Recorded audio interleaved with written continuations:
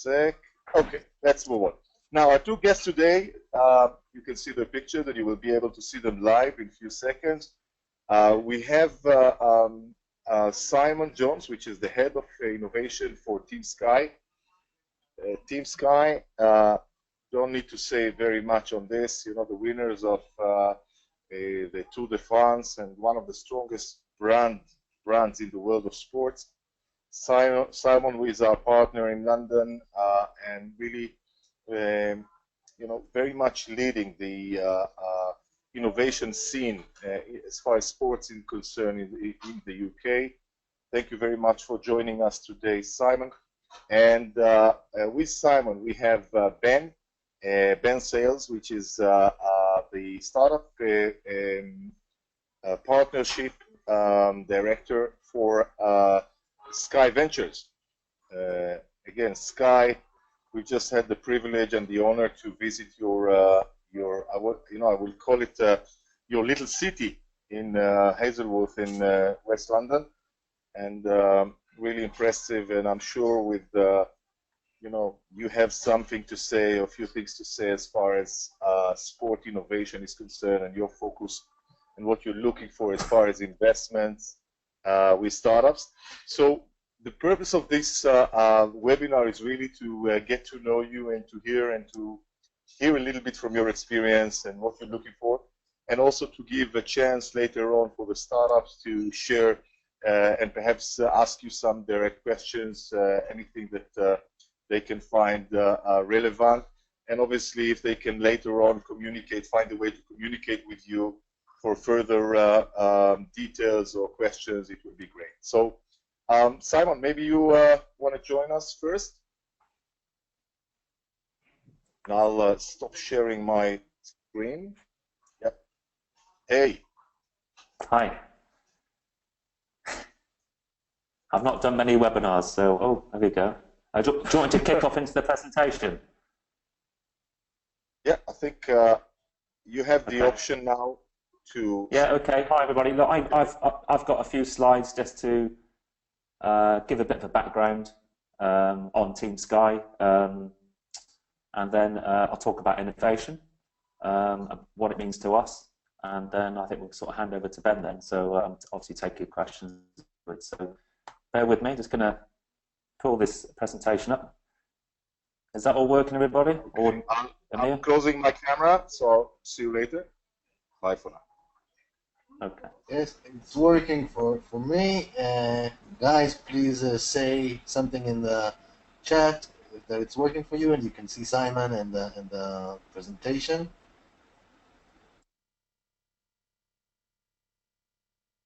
Okay, well, I'll just assume you all can see it. So my name's Simon Jones. I work at Team Sky.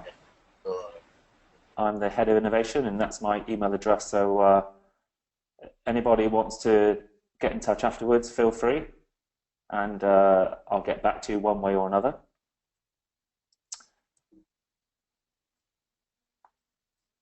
So Team Sky, unless I'm not going to assume you know what Team Sky is, like Amir suggested. So not all of you know about us. We're a professional cycling team. This is the picture of Chris Froome winning his third Tour de France. Team Sky have won the Tour 4 times in the last 6 years, and so we've had a pretty good run in the 6 years the team has actually been in operation. Team Sky came about through a partnership with the performance director of British Cycling, David Brailsford, and Sky, and they were in discussions in 2008 and 2009 to support British Cycling, but Dave had a better idea. He wanted to put a team together to win the Tour de France, and 6 years on, they've won it 4 times in 6 years, so a pretty amazing record. And I think if those of you that are familiar with some of the British cycling success, if you're watching Olympics at the moment, cycling's doing quite well on the track. And I think a lot of the methodology that came from the British Cycling, and that's where I spent 10 years as well at British Cycling, the methodology behind the performance is really something which was translated into road cycling and the Tour de France. And just a story about, I guess, some mistakes we've made in the past. I think in the first, I've only been with the team a couple of years, so I can sort of relay this secondhand. But by all accounts, in the first couple of years into this Tour de France objective to win the Tour de France, the team made a few mistakes. And basically what they tried to do too many things, and they didn't prioritise. And so they took all from what they got at British Cycling and on the track, and they just tried to transplant that into the road, which is quite a different challenge. The track cycling, it's indoors, it's contained, you go around in circles on a wooden velodrome, whereas the Tour de France is a 3-week stage race covering 3,500 kilometres, mountains, crosswinds, cobbles, you name it. So it's a much less controlled environment than the track. So I guess that was a big lesson the team learned. They basically threw all the sports science, all the technology that they knew, but it didn't work because it wasn't specific to the demands of road cycling. And that's like a really, really big lesson. I'll come back to that. So that's about Team Sky, so it's about road cycling, it's about performance. We're not a commercial entity. We are part of Sky. I'm really part of their marketing strategy, the Believe in Better campaign. So our return on investment is performance, making the bike go faster. And that's really important, I guess, for any sort of startup out there, any business that wants to engage with us. We're very, very performance oriented. We like to do things differently. We like to change the game. But at the end of the day, it has to add up, and we have to have a measurable performance impact. That's really, really key to us, because at the end of the day, that's what we sort of live and die by, is the race results. So I'll just flick through these slides here. So that's Chris. Behind Chris is a team of riders, which some you may see, but others you don't ever see, because they do their job quite early on in these stages. So there's a 9-man team. And then there's a team behind the team. So and this is only a small snapshot of the support staff, the sponsors.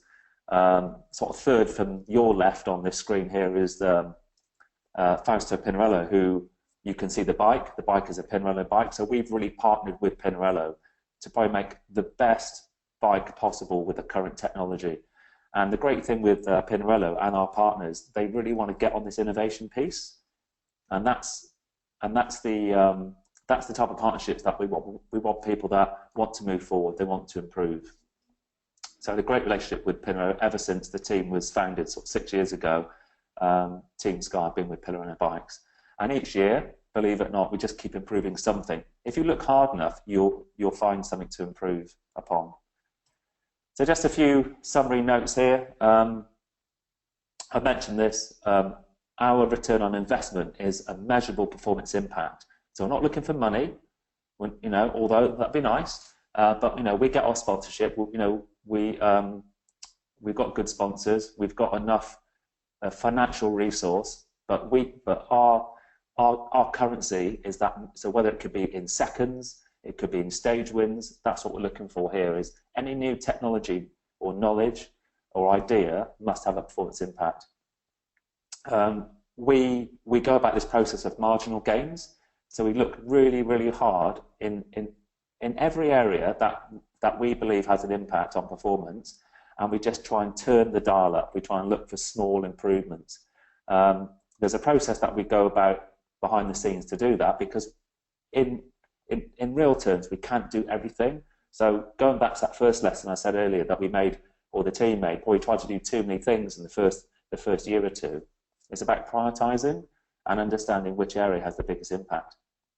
So really marginal gains is about continuous improvement and sort of just moving the bar up year on year and improving broadly. We are interested, however, in game-changing technology, and cycling's been littered with a few amazing things in the past. So there was probably 20, 25, maybe 30 years ago now, probably showing my age, clipless pedals came out. So for those of you that aren't cyclists, you used to strap your feet into the pedals with leather. And then along came a French ski binding company and said, oh, we can do better than that. And they changed the game in cycling, so you could clip your feet into the pedals just like you could in ski boots. So we like to listen to ideas outside of cycling. We like to listen to ideas beyond sport, because that example there, that someone in skiing had a solution for cycling, but cycling didn't know about it, and it took someone quite brave to think outside the box and to transplant that idea, which worked. Not all these things work, but that's quite an interesting. And that was over 30 years ago, and cycling is quite an engineering-based sport. So there's a lot of sort of tech, and there's a lot of sports engineering which can have an improvement. There's things like new materials and new sort of manufacturing techniques which could have an impact for us. Just two other things here. You know, we do a lot of measurement and targets, so we like to sort of break things down. We like to measure what we're doing. A lot of process goals. We like to give ourselves targets, and that's not in race results now. That's in the processes, and that's in the methodology and what we do. Then ultimately, what any innovation comes in, whether it be knowledge or it could be new technology, we have to deliver it. So we have this thing called deliverology, where it's about the excellence of implementing something new, which in a team like ours, which is quite a big team, it's 30 bike riders, we race 280 days a year, that delivering component of an idea or a concept is actually very, very difficult. So it's actually quite challenging to do. We don't just take things in, week out, and you know, we really, really carefully think about what things we're going to implement and when. And just this is my last slide here. So just some broad areas of interest and things that we're trying to these are our current sort of top 7 or 8, I suppose it could be. And I won't read them all out here, and I don't think I've got time to go into detail here. So have a little look at this slide here and maybe make a couple of notes. That's not to say we're not interested in other areas, but probably these are the things which are I guess the more burning questions at the moment. Things that we know that we can improve upon, or for example, like the virtual reality and augmented reality. You know, we know it's not quite ready yet for us, but we're very interested in learning how we can use that technology to get an advantage. And I guess in the bottom 2 areas here, you know, we're looking at ways of learning. The most important, or one of the most important things in sports performance, and I guess in business is the same. You've got to know your opposition, and we'd like to know them a bit better.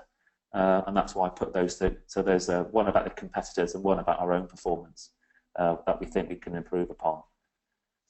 I think that is it. No, I've got one final slide, because Amir asked me about do's and don'ts. So, and I guess this is both ways, I suppose. You've got to, I think, working with Team Sky or partner, you have to listen really, really hard about and learn our business quite quickly. So you have to learn the business.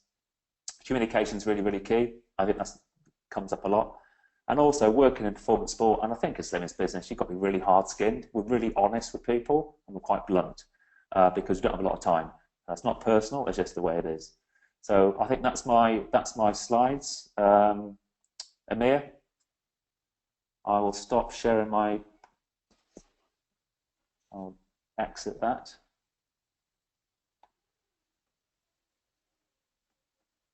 How's that? Okay, great.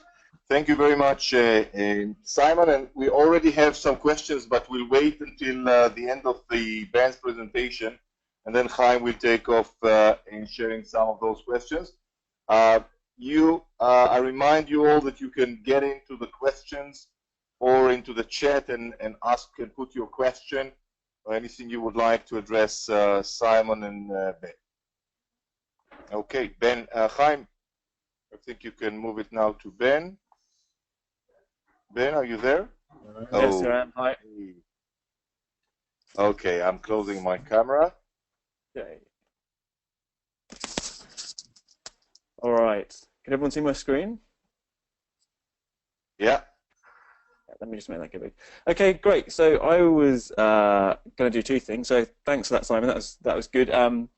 Before I jump into this, I should just say, you know, how successful our partnership with Team Sky has been, and how pleased everyone in the business is with it. It's really something that the whole business is really proud of, and it was great when the team and Chris and all the guys from the Tour de France came in to the office on the Monday after winning this year's Tour de France. They must have been exhausted, but it was great to see them there answering questions and interacting with the staff, and I think that's just a side of the business that we all really enjoy a lot. So yeah, I was going to talk through two things. I was going to give you a broad overview of Sky Ventures and what we are and how we're set up and how we operate. And then I was going to give you some examples of or areas where we have opportunities or challenges around sports that we'd be particularly interested in looking into. So let me jump into Sky Ventures first. As Simon said, my email address is here. So feel free to email me any questions or any opportunities that you see after this. That'd be great. And just as a bit of background, so I've been in the Sky Ventures team for about a year now. I'm head of our Startup Partnerships program. Before that, my background was in product, so I've got a lot of experience developing digital products across all of our platforms. Most recently ran all of the apps and the IP experiences that were developed on our new Sky Q platform, which went out to market earlier this year. So that's been really good. So just a very quick overview of Sky, because I know we have an international audience here, and not everyone knows everything about Sky, although most people have heard of us. What I would say, what I would highlight is that we are Europe's leading entertainment company. We are now in 5 countries across Europe. So 18 months ago, Sky UK acquired Sky Germany and Sky Italy and Sky Austria to make them one business. We do a number of things ourselves, more than a lot of companies or people realize. So obviously we retail pay TV channels. We also develop our own apps in-house. We develop all of our own hardware and boxes that's distributed out. We run one of the UK's largest media ad sales agencies, and we create a huge amount of content across movies, sports, and entertainment. And then what has led to Sky Ventures being created is that it's very important for us as a business to make sure that we are really focused on developing our capabilities, and we can't do all of that in-house. Whilst we've got some really good skills there, we have to look outside, and we know that the way and the rate of change that's happening in the market today will require us to work with companies outside of Sky and bring them back in. And I'll just tell you a quick story about how the team started. So Sky Ventures has been running for 3.5 years. And it really started with an investment we made in Roku, who are the OTT box providers based out in the US. And for Sky, we could see that OTT TV was becoming a very important part of the market, and it was something that we wanted to get into very quickly. We made an investment in Roku and developed a commercial partnership alongside that, and that's the platform that our Now TV product was launched on.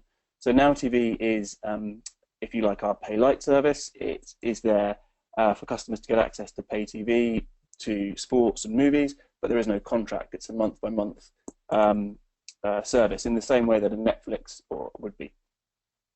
And so, as this slide says, why do we look for startups? And really, it's for these 3 reasons. We want to accelerate innovation, as I talked about, and then we'll always try and link it back to identifying opportunities for revenue growth or saving cost efficiencies within the business.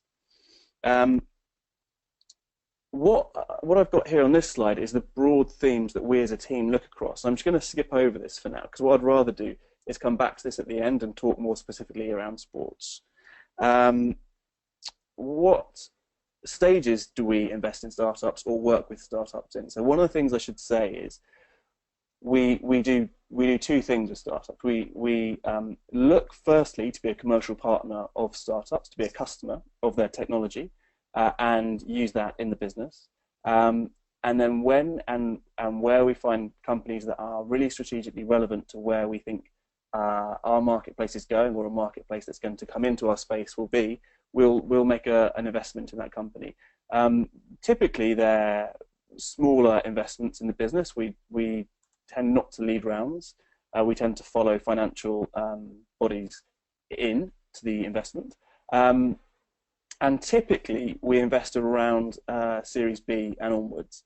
Now, that can change. We've done everything from seed through to much later in the series funding, but it really depends on the opportunity in front of us. In the 3.5 years, we've made about 12 investments to date. So it's something we do fairly regularly, but we are also fairly strategic about our choices in terms of what we go for. And how are we set up? So we have a small team in London of 4 people, of which I'm one. We have 2 people based out in San Francisco because, as you all know, there's so much activity out there. It's really key for us to be on the ground there, building relationships. We have a person based in New York as well. And a big part of what we do is to take the senior management from Sky and take them on kind of 1 week or 3 or 4 day trips out to those different hotbeds for innovation and get them to meet and engage with as many of the companies that are relevant as possible, because that's the best way we find to help broaden the thinking within the business and to bring the innovation back into the business. And it's also key for us, obviously, to have strong relationships with a number of VCs. There are a number of reasons we feel that make Sky a great partner for startups, and we take partnering with startups extremely seriously, and we're very aware of the challenges that can come with working with startups due to all the challenges corporates can present for startups, should I say, in terms of the scale of our business, how hard it can be to navigate, and the time it can take to make decisions, to be quite frank. We're not as nimble and fluid as some of the startups we work with, and that's one of the things that my role has to manage particularly well. I just was going to finish on a slide which shows some examples of the investments that we've made over the last 3.5 years. But what I was also going to do, as I said, I was going to talk through some of the challenges that we see, particularly in the sports arena, and I've broken that down into 3 areas. So the first area would be around millennial engagement, and that's particularly on digital platforms. So what we're seeing is that the way people are consuming content today is shifting. And we're very lucky in that we've got a very big following of digital users on our platform, some 35 million across all of our digital estates. But we can see that the way people are engaging with content is changing, and people are moving to much more of a following-based model as opposed to a sitting down and watching. People are finding it increasingly that their time is pressed, and people are looking for shorter, sharper engagements. The other area is around data. We're always keen to get more data in 2 angles here. One around the data of our customers that are engaging with our online properties, so we can understand them and their profiles. And then the second actually is around data for sports that we can use to encourage and enhance the storytelling of the program itself. And one of the things one of the areas we're really looking to move into at the moment is, as well as kind of pre-analysis and post-analysis, but in-game analysis, so real-time analysis. And that was something that was featured for the first time in a more innovative way in the cricket at the weekend. And then also we're always looking for on-screen innovations. So new formats to tell stories, new ways of working with technologies like AR and VR, being very clear in terms of or creating content, should I say, that is much more conversational and much more akin to the millennial market. So there's lots of opportunities there for us to find companies in this space that are interesting, particularly around sharing of content as well, social viewing, etc. So that was really my introduction, and I'm happy to take some questions from here on.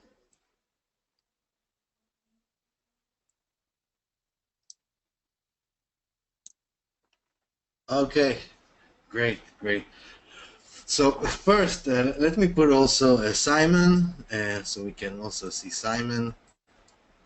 And I'd like to say, just so you guys know, we have on the line people from all over the world. We have people from South Africa, and we have people from Brazil, US, UK, Israel. And we're already starting to get some questions here, and so let me shoot these questions at you. All right. So we have René from South Africa, and he's asking, would streaming Team Sky events directly to the internet through automated IoT broadcasting be considered a game changer? Is that from? Well, I'll take that first. Would streaming cycling events directly?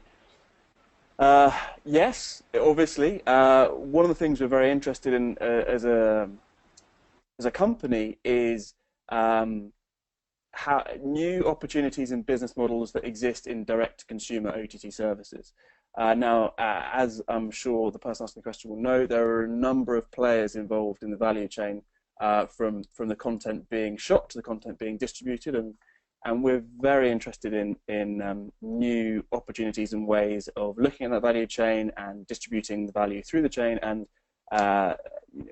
creating the rights and the relationships that will make that work. Yeah, we've actually invested in a company called Fubo, who are doing some interesting OTT services around football rights in various territories outside our own core territories.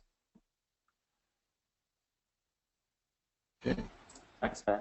Okay, my answer would be yes, it is interesting and of interest to us. The complexity around this, as Ben alluded to there, race organisers own the content, and at the moment the race organisers are sort of keeping close to their chest. So we would like to get more content for our purposes, so we can actually see what's going on. Like, imagine a football manager not being able to watch the game. That's the position we find our time. It's almost, so you actually don't know what's going on. You actually can't see the field of play. So there's a fair bit that needs to be done to make sure there's good cameras, good footage. And then we are into this whole IoT infrastructure, which I'm not too. I'd love to hear from anybody that thinks they can use the IoT to stream video. Data is possible, but video being bigger bandwidth presents a few challenges. So definitely interested, and would like to learn a bit more about it. René, so take it from here. You have Simon's email, and I'm moving on to the next question. So what are the most common injuries that you guys see? And I assume this is more for Simon on the cycling side. Okay, yeah, injuries. We actually don't get a lot of trauma caused by, say, overuse, which you might get in other sports. So we get most of our injuries through crashing. So you can get all sorts there. You can get head injuries, you can get road rash, which sounds pretty nice. You know, when you're descending a hill 80 kilometers an hour and hit the tarmac, that's quite painful.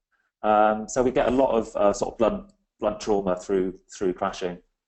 That's our main problem. We've looked at clothing, which can manage some of that, which can reduce road rash. We've actually introduced some clothing this year with Rapha, one of our clothing sponsor, and which helps, but it doesn't really help.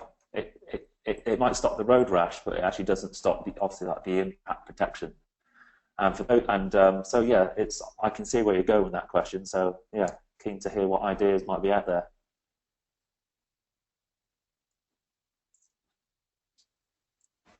Okay. Basic other investments made in consumer hardware or software, like wearables, from Team Sky. Yeah, so we're partnered. So I'll just give a couple of examples of that. So from a hardware point of view, we use a power meter, and our sponsor Stages. They're an American-based company, and we use the exact same consumer product that you can buy. That you can buy in the shop. So we don't just partner things which they're not scalable. So that's one good example. And also from a software point of view, we've got two platforms which again are commercially. One is our health and wellness management, which is more of a medical model. That's with Sports Office, and we use we currently are in transition with our coaching platform, our sort of performance management software. Probably can't say too much because we're actually between things on that one. So, but we do, and they're commercially based projects as well.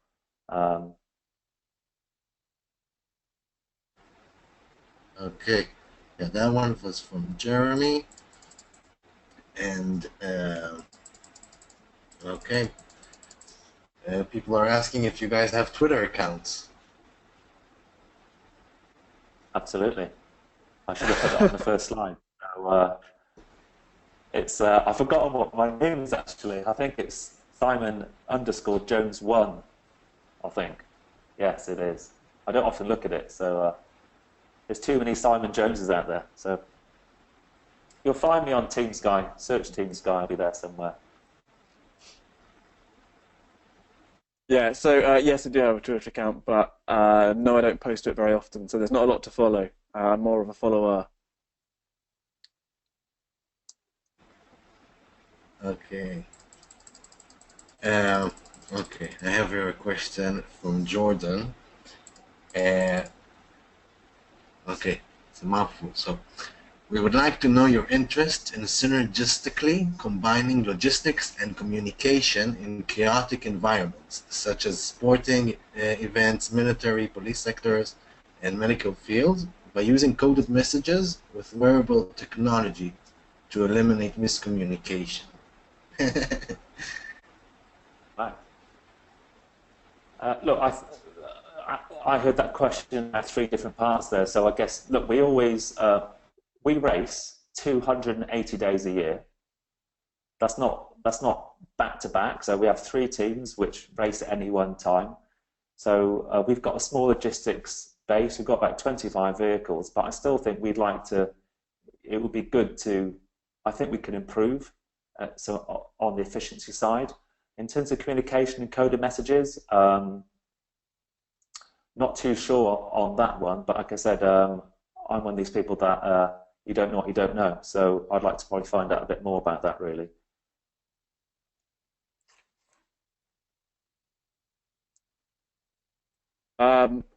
For us, that's not something that we as a team are particularly looking into, but as a business, obviously, we, not so much around the coded messaging, but more around the logistical challenges. Yes, Sky News and Sky Sports have a huge amount of information that they have to try and pass around in real time, and they do some fairly interesting jobs sometimes to make it work.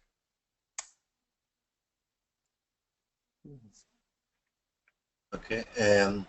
Sammy is asking, what part of the internet is your potential new sports audience spending time? Or I would say. Who's that to? Ben, do you want to go for that one? Yeah, I'll go for that. I think that's for Ben. Yeah. So I heard that question as which part of the internet is our potential sports audience spending time in? That's a very good question, and if anyone's got the answer, please let me know directly. But no, seriously, what we are seeing is that the younger audience, and when I mean young, I don't mean just teenagers, but sort of early 20s through to kind of early 30s as well, are engaging in short form video. But what becomes clear is that there is no single platform or site that they're using to get served. Actually, people are happy jumping around across multiple sites to get served. And so one of the interesting challenges and considerations for us is around how much we want to drive people back to our main digital properties, our branded digital properties, versus having content out on other third-party properties. And it's something we're constantly looking at.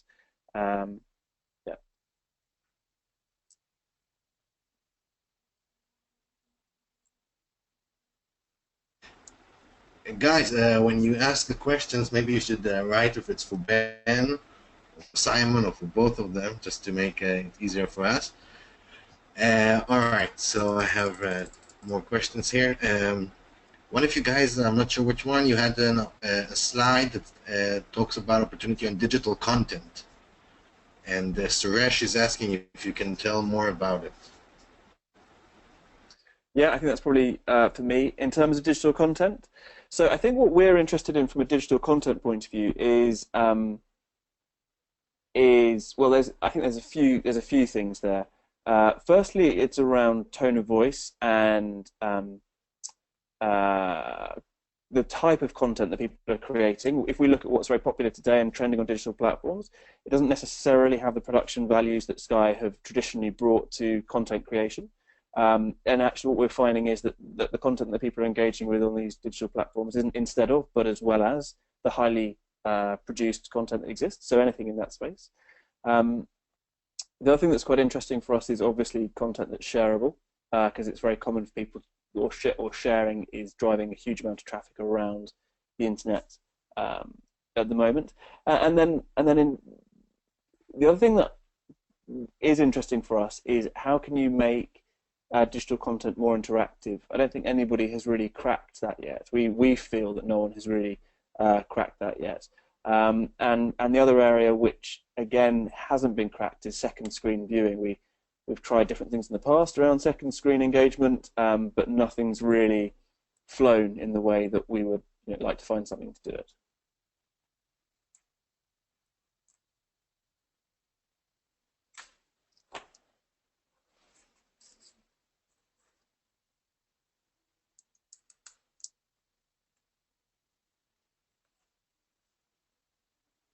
Any more questions? Guys, sorry, I was on mute. Sorry.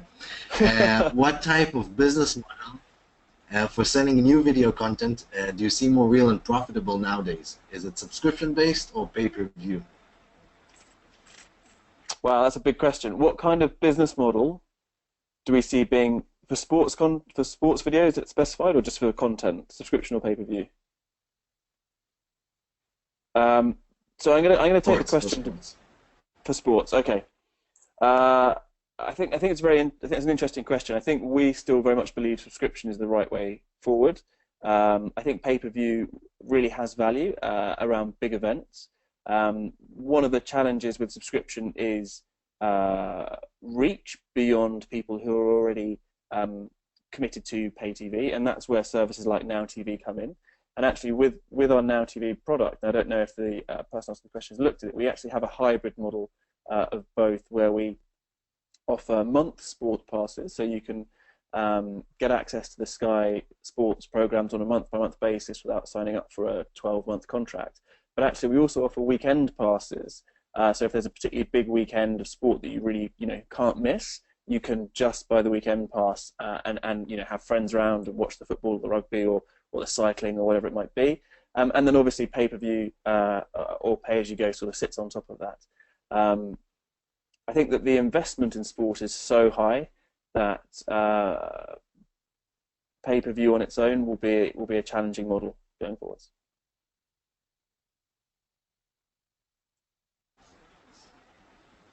Okay. And this is for Simon, I guess. How often does the Sky team get lactate readings for their athletes? Are there any particular devices they already use, or is the team aware of new non-invasive methods? Yeah, good question. Well, we don't use non-invasive. There's nothing. We've looked at some non-invasive methods, but you can't be pricking someone and getting blood, to be honest, at the moment. Like capillary samples, very, very small capillary samples. So we don't use it that often. It depends on the coach. One of our coaches does it quite frequently, maybe every 4 to 6 weeks with his riders.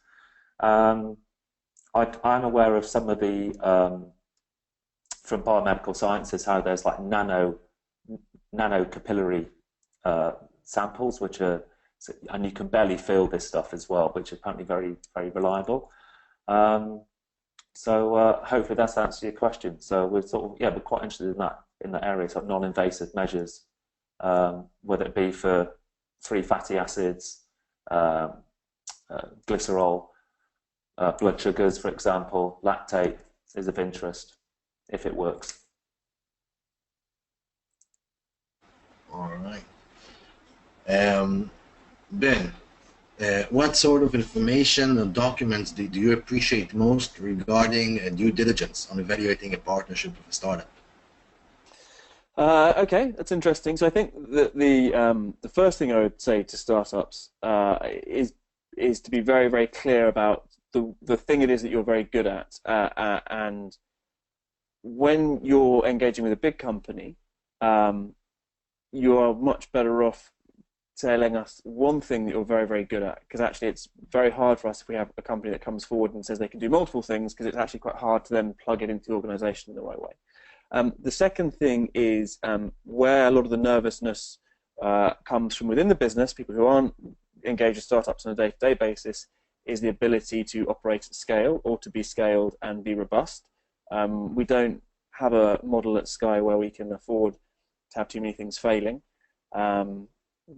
Customer service and quality of experience is really, really high up for us. And then secondly, it would be around the traction that you've already gained. Or sorry, thirdly, I say the traction you've already gained in the market. Who's using your product? Clear signs that there is engagement and growth in the engagement with it. Okay. Would Sky be interested in automated broadcasting systems that significantly lower outside broadcasting and electronic field production costs? Yes. Yes, yeah, basically. Would you be interested in lowering costs? Yeah. So that's again from René. All right. So, guys, I'm not sure if all your questions were answered. So, if you have any more questions, please type them in now. Okay, and while we're waiting just for a few more questions to come in, because I'm sure they're out there. Here already. What should I? Okay, so Alon, he has a startup, and he's asking who should he approach to offer investment. Alon, if I remember correctly, your startup has to do with virtual augmented reality. And so yeah. Yeah, so if you send that through to me, so my email address is ben.sales@sky.uk, and if you reference this webinar, that'd be really helpful. And what we'll do is we'll look at it internally within the team. What we tend to do is take initial calls with the companies if they look relevant to Sky and to understand what the opportunity is and the business is. And then the next step is for us to go and find and discuss with the business.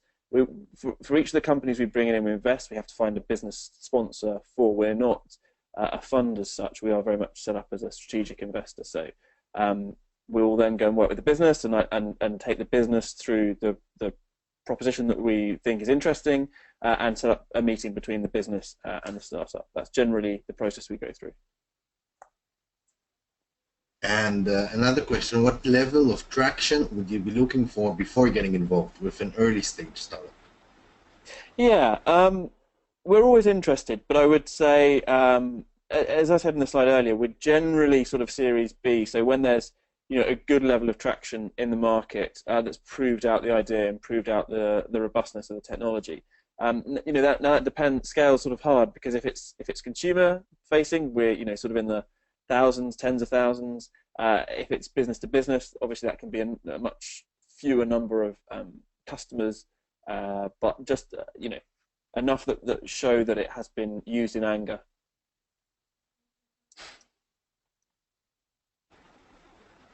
All right. So that was Alex, by the way, asking that, and Paul is saying that Seya, that's his startup, he will help you with audience engagement and interaction. Yes. Okay, guys. Maybe there's more questions. If there's anything you guys want to say. Now, I think we made here some good connections, and I think you'll get emails and from our startups, and you can go further into talking with them. But for right now, I don't see any more questions. So if you guys haven't got anything to say, maybe a little more about what not to do when approaching you guys, maybe, or in general. If I may interrupt, I think for startups it's key to understand, what are the top elements that you're looking for in terms of moving forward with a startup. What are let's say, the 3 top elements that you're looking within a startup in order to start some kind of engagement with. And perhaps you can share one story of a failure. Either you invested in the wrong startup, or you know, or something that, you know, we always love to also to tap into failures, not only to learn from them. Yeah, sure. So, shall I take that one first? So, in terms of what not to do, I think definitely don't try and answer all the questions. We're, like I said earlier, we're very keen to find people who are very clear about what they're about and are very good at what they do. I would say the three kind of key things for us are definitely around fit with the kind of business requirements at the moment. So what that means is we meet a lot of startups that are very good that we say no to, and we try and say no very quickly as well, because it's only fair on the startup. But that no might be no for this moment in time, but doesn't mean that in 12 months or in 18 months, actually the solution that they've got, or the solution they've got might be very relevant to us then. So what we can't do is work across the whole of Sky all the time. It's too big. So we carve out areas for us to focus on at any one point in time. I think that the other thing is obviously the team is really important. So the people behind the startup and their belief in the idea of it and their understanding of where they want to take it, and proving it out in a real sense. So both in terms of scale, in terms of engagement, but also, you know, robustness of the technology that sits behind it. An example of a investment that, let's say, hasn't been as successful as the others, and of course there are always a few of them, was actually when we got involved in a company that was I think there were two things. I'm not going to necessarily say the name of it, but there were two challenges that were wrong with it. One, the company had a solution to a problem that actually probably didn't really exist or wasn't as big as we thought it was going to be. And then secondly, we were very, very early stage. And because of the first and the fact that we were very early stage, the company pivoted and changed direction, which was the right thing for them to do. And obviously we were happy for them to do it because they needed to make sure their business was successful. But what it meant was we ended up having an investment in a company that really had no relevance to Sky anymore in terms of our objectives going forward. And we don't invest, as I sort of said earlier, we don't invest to make money, or clearly, you know, it's nice when we do, and we don't want to lose money. We invest to get insight and partnerships with companies that are strategically relevant to Sky. And so when one of our investments pivots and changes direction into a different field, then for us, that's probably, you know, not ideal. Okay, and I guess from my perspective, and bear in mind, you know, we operate in, I guess, much less of, you know, it's not a commercial context. So I guess our primary thing is about performance. So we look and we like to listen for ideas which can have a performance impact to us, which can manifest actually in many different areas. It could be things like efficiency, like even some of the background processes which our sports directors do. We actually use some software technology this year which saves them about an hour a day of time. So that's impact to us. It needn't be tangible, measurable performance wins, but we can sort of bring it down to a process and actually improve things like that. So the things that I look for is, I guess, like a genuine willingness to work together and open dialogue. And it's you just got. I'm quite honest for people, so you just got to put your cards on the table. And just like Ben said, you know, speak from a position of strength and be really honest about what you can and what you can't do. And I think it's quite easy to see quite quickly if someone's not talking from a position of authenticity. So just be honest, and that's the people. So we're working with quite a few young companies at the moment, just in the background, and I'm just trying to think of a failure at the moment because my role's. I'm not just under 2 years I've been in this role, so nothing's really been like a major failure. It just takes time, I think, for us to implement some new ideas. We don't tend to rush in, so I think you've got to have some persistence as well. And I guess the other thing that I've learned in the job, being quite a performance person and a previous cycling coach, is that I understand the commercial realities, and quite often people might come to Team Sky, but I know there needs to be a commercial reality behind the technology or the information or the knowledge. So So that's where I can see potentially some pitfalls if there's just not enough backing. We don't want to partner and get something implemented if there's no sort of sustainability behind it.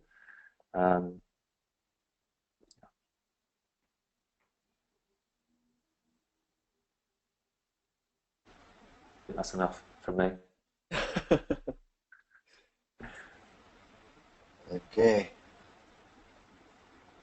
Okay, guys, we have a few more questions that came in. Yep. Okay. Some late ones. That's okay. Yeah. So They better be good ones, to the questions. Yeah, at this point. They better be good So, questions.